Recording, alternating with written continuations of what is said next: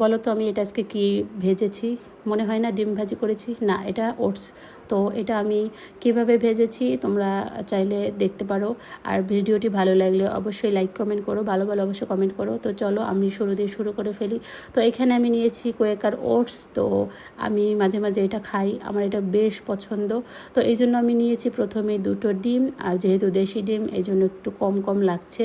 আর এখানে নিয়েছি হচ্ছে মাশরুম, গোলমরিচ, পেঁয়াজ, রসুন আর গাজর। তো এইগুলো দিয়েই মূলত আজকে আমি এটা মানে ভাজি করব। আর ডিমটা দেওয়ার পরে আমার আর জল লাগে নাই। তো যে যেটা মানে ডিম পছন্দ করেন, 2টা 3টা 4টা, যে যেভাবে ডায়েট করেন, এটা কিন্তু আপনি ডায়েটের সময় এটা খেতে পারেন। তো এখানে লবণ আর হলুদ অ্যাড করেছি, আর কিছু না। আরও সামান্য একটু ভাজা জিরার গুঁড়ো অ্যাড করছি। তো এখানে আমি সবগুলো মশলাকে সুন্দর করে হাতে মেখে নিয়েছি। তারপরে এই যে ওটস দিয়ে দিলাম। ওটস দেওয়ার পরে সুন্দর করে এটা হাতে মাখতে হবে, চামচ দিয়ে মাখলে হবে না। হাত দিয়ে মাখলে যেটা হবে একদম সুন্দর ম্যাশ হয়ে যাবে, আর হাত দিয়ে মাখলে পরে একদম নরম সফট হবে।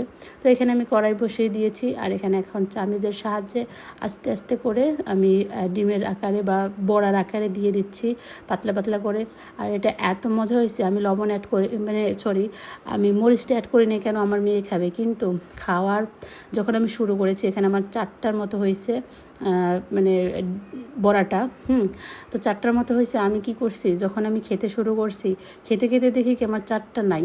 তখন আমার মেয়েকে দেখে হঠাৎ করে মনে পড়ছে, হায় হায় ওর জন্য তো আমি রাখবো, এই জন্য আমি মরিচটা দেই নাই। কিন্তু আমার এত ভালো লাগছে যেটা বলার বাইরে, এই জন্য আমি পুরোটাই আমি খেয়ে নিছি। তো তোমরা চাইলে এভাবে ট্রাই করতে পারো, আসলেই অনেক মজা।